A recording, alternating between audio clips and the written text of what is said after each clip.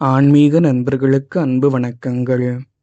நீரின்றி அமையாது உலகு என்பதைப் போலவே நீரின்றி அமையாது உழவு என்பதுவும் உண்மை.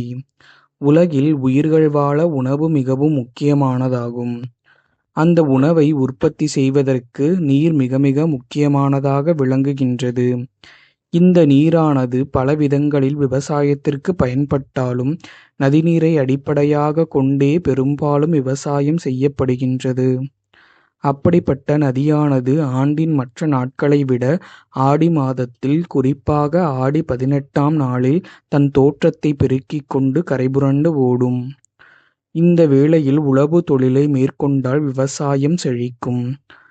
விவசாயத்திற்கு உறுதுணையாக இருக்கும் நதிமகளை போற்றி ஆற்றங்கரைகளில் இந்நாளில் பூஜைகள் மேற்கொள்ளப்படுகின்றன.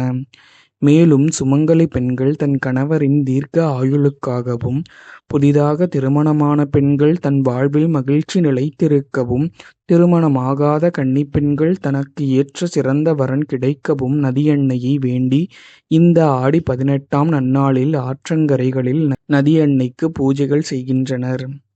புதிய தொழில் செய்வதற்கும், தொழிலில் புதிய முதலீடுகளை செய்வதற்கும் இந்த ஆடி 18ஆம் நாள் மிக சிறந்த நன்னாளாகும்.